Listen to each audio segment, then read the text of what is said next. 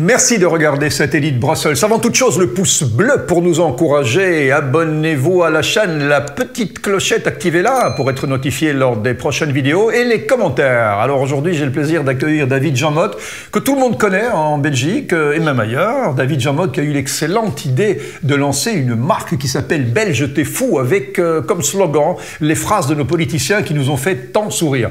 Mais ce qui est bien aussi, c'est qu'une partie de ces recettes iront au Resto du Rire. David Jean Motte, c'est tout de suite.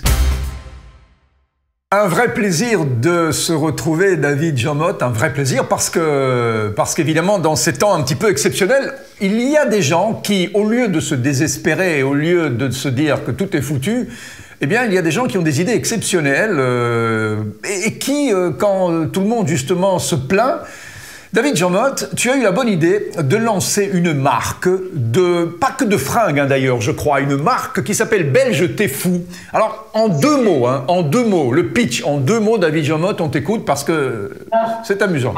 Alors déjà, bonjour. Donc, je voulais simplement vous dire que la marque Belge t'es fou, donc c'est une idée qui nous a été offerte par le gouvernement. Donc, avec des phrases cultes. Donc, je peux pas me confiner, j'ai kayak.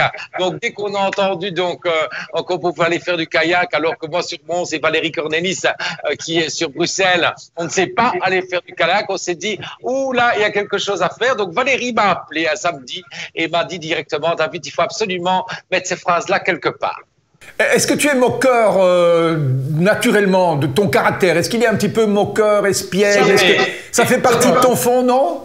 Non, non, non. Moi, je suis pas moqueur. Moi, je suis généreux. Donc, à chaque fois, c'est pour faire du bien. Et donc, justement, les sacs sont nés justement aussi pour rapporter de l'argent donc aux plus démunis, comme on fait à chaque fois avec les Restos du Rire. Et donc, le but, c'était d'associer l'artistique pour financer quelque chose. Et donc, ça va financer donc les Restos du Rire qui vont financer donc des actions donc pour les plus démunis, comme on a déjà fait avec les restos, la Fédération des Restos du Cœur. Donc, cette année, on a remis 15 000 € et comme on l'a fait l'année dernière, on a remis 7 500 € aussi à la Fédération des Restos du Cœur de Belgique, que j'embrasse d'ailleurs. Normalement, les t-shirts, enfin le matériel que vous allez mettre en vente, il est drôle parce que c'est vrai que j'ai kayak, tout ça, ce sont des phrases qui sont malheureuses quelque part parce qu'elles servent après pour la bonne cause. Mais toi, fondamentalement, comment tu as pris toute cette période? Comment tu l'as vécu? Comme je vois que tu as un sourire encore radieux, étincelant et merveilleux. Est-ce que ça t'a touché un petit peu quand même? Est-ce que tu as eu des cauchemars, par exemple? Est-ce que tu as fait des vilains rêves? Non, non. Moi, ce qui m'a touché beaucoup, c'est tout ce qui s'est passé, donc bien sûr dans notre pays, mais surtout dans les pays voisins. Évidemment, les gros drames qu'il y a eu donc en Italie, ça m'a touché particulièrement. Donc après, quand c'est arrivé vers la France, donc j'ai suivi comme ça tout le cheminement. Quand c'était du côté de l'Asie, on voyait ça quand même un petit peu de loin. On a plutôt, je vais dire, eu un aperçu de oh, ils sont super forts, ils ont construit un hôpital en 10 jours, c'est quand même extraordinaire. Et donc voilà, donc on avait ça, on avait une vue un peu de loin. Après, donc, quand c'est arrivé donc directement donc chez nous, là, il y a eu vraiment une inquiétude par rapport à ces défilés de cercueils donc que j'ai vus donc sans accompagnement. Et là, je me suis dit, ouh là là, on est vraiment donc dans la merde totale. Et donc, j'ai suivi toutes les actualités, que ce soit les fake news, que ce soit les bonnes news, que ce soit le journal télévisé, évidemment. J'ai été très touché par l'intervention donc de notre première ministre qui a pris une action directe. Après, on pourra dire ce qu'on veut, ça c'est pas un problème. Mais en tout cas, pour Sophie Wilmès, j'étais content donc elle ait pris une décision rapidement avant, par rapport en France avec les élections là qu'on a quand même tous mis tout le monde dans des cajots et donc même les assesseurs ils sont morts. Donc voilà, donc j'étais vraiment content pour ça. Et alors moi, ce qui m'a permis, donc ce que ça m'a permis de faire, eh bien ça m'a permis tout simplement donc de ne pas perdre de temps dans les transports en commun comme je fais donc à chaque fois. Il faut savoir que je me lève à 5 h du matin, je finis de travailler ou je vais peut-être me coucher, il est 1 h, donc je dors pas beaucoup parce que je suis toujours dans les transports, j'ai pas de voiture, c'est mon petit côté planète et donc j'ai commencé donc à me dire bon ben voilà, comme on nous a dit à nous les artistes, eh bien occupez-vous. Eh bien, j'ai suivi la phrase donc du gouvernement où je me suis occupé donc à faire des sacs, à faire donc une émission comme ce soir avec Philippe Reynard qui s'appelle Cannes Finement. parce que le festival de Cannes, donc justement, ne se fera pas. Et donc, on va ouvrir Cannes Filmant en live sur mes Facebook avec Monsieur Cinéma, avec 40 ans de festival de Cannes derrière lui. Donc, c'est des préparations. Je travaille avec des élèves de l'IFAPME avec qui je donne cours. Donc, j'ai Diego Morales qui va être là à la réalisation, Amine Sefé qui a fait les archives, mon compagnon Guillaume qui lui donc va m'accompagner pour lire les messages donc des internautes. Tout ça, c'est une préparation.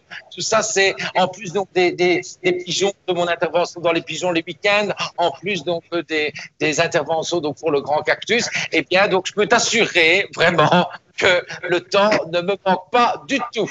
Non, j'ai l'impression que tu travailles beaucoup plus qu'avant et j'ai l'impression que tu es chargé d'une énergie nouvelle. Est-ce que tu penses qu'on va arriver après la crise? Parce qu'il y a toujours l'aube après la nuit. Est-ce que tu crois qu'on va en retirer quelque chose de vraiment positif? Ou c'est que du blabla? Ou c'est que du blabla? Qu'est-ce que tu penses vraiment, David?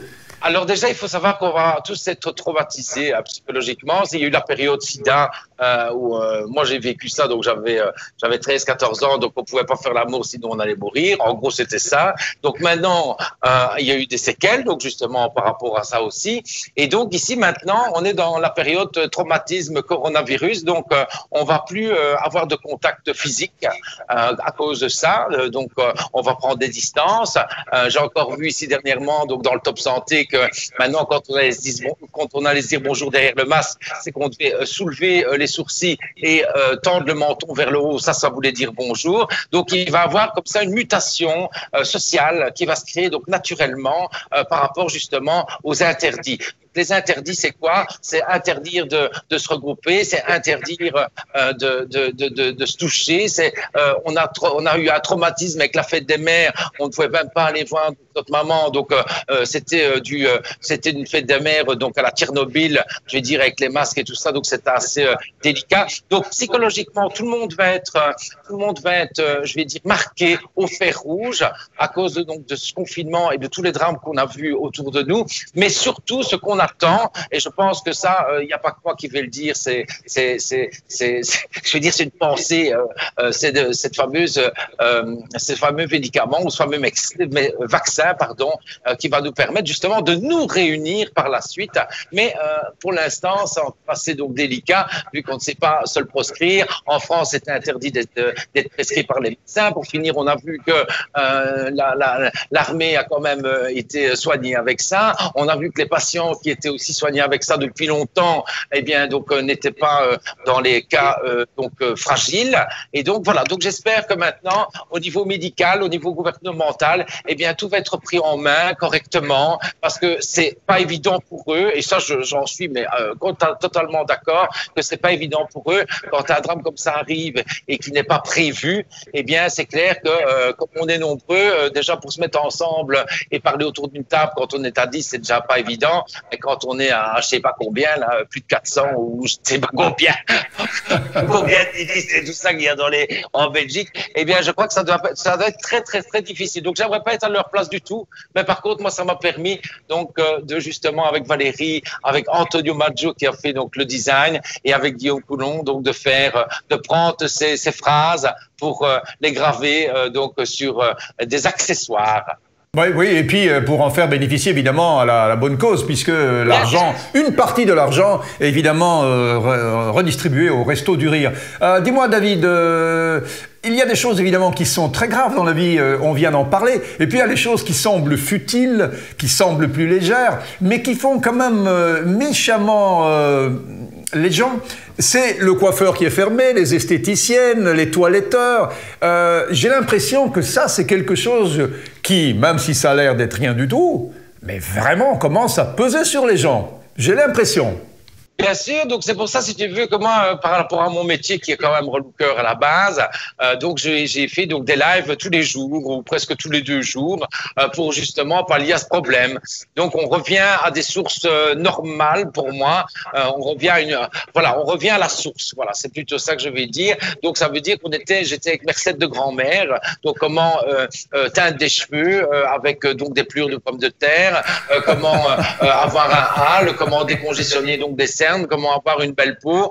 Donc tout ça, on revient donc à quelque chose qui est non commercial et donc ça permet donc d'avoir moins, on va dire entre guillemets, l'achetant. Donc l'achetant, donc toujours acheter, on a un bouton, on achète un produit, on a un problème avec ses cheveux, on achète un autre produit, alors qu'avec de l'huile d'olive, avec du bicarbonate de soude, avec des matériaux qu'on a directement, donc alimentaires qu'on a directement donc dans la cuisine, eh bien on peut faire toute sa maison, que ce soit du vinaigre avec les vitres, que ce soit pour les varices, que ce soit tout ça. David. Donc je pense que les personnes qui ont été le plus emmerdées, ce sont des personnes qui étaient dépendantes des métiers que tu dis. Bon, alors David, je suppose que le look que je vois, que tu as, David Jean Motte, c'est le look post-confinement, c'est-à-dire les cheveux, le teint, tout, ces pommes de terre, c'est le vinaigre, c'est 100% naturel, alors, ce que je vois là. Hein. Eh bien, écoute-moi ici, donc sur mes cheveux, donc si tu vois à la base, donc ils sont dorés. Donc en fait, j'ai simplement donc mis un élément pour les déjaunir. Donc ils sont moins, je suis moins blond comme d'habitude. Au niveau donc du teint que j'ai, c'est des fonds de teint. Donc si tu veux que j'ai directement donc dans mes trousses à maquillage que j'utilise pour les filles, parce qu'il faut savoir que moi je suis blanc comme ça à la base. Ah oui. Ça c'est blanc vampire, ça. Hein. Voilà, j'ai un blanc vampire, donc je ne bronze pas, j'ai beau me mettre au soleil, ça ne fonctionne pas. Donc je me maquille pour être plus agréable par rapport à vous. Sinon, dans la vie normale, je ne me maquille pas. Si tu ne m'aurais pas fait cette caméra, ben, je restais tout blanc. En tout cas, merci David Jean Motte. Belge, t'es fou. On peut évidemment le commander. Il est livré. Ça coûte pas cher. C'est pour la bonne cause. C'est marrant. C'est une bonne idée. Voilà, il y a 10% donc qui part directement donc à Belge t'es fou pardon à l'ASBL donc les Restos du Rire et donc vous pouvez commander directement donc bien sûr sur donc la page Facebook Belge t'es fou en message privé parce qu'il faut savoir aussi que nous ne sommes pas une entreprise de distribution donc il y a deux artistes et la communication qui est dans ce groupe et donc là pour l'instant on est en train de déposer même à vélo donc dans les boîtes aux lettres sur Bruxelles, il y a des bénévoles donc, que j'embrasse vraiment très très fort qui distribuent donc, dans les boîtes aux lettres les fameux sacs que vous pouvez découvrir sur la page Belge t'es fou. Merci beaucoup David Jean Motte. Merci et sincèrement l'idée est géniale. Ton teint et tes cheveux, tout est nickel, c'est parfait. Je trouve que vous êtes bien gentil. Ah écoute là, il faut dire la vérité hein, toujours. Hein, c'est parfait. Merci en tout cas, mille merci. Ciao. Merci, bonne journée à vous. Au revoir.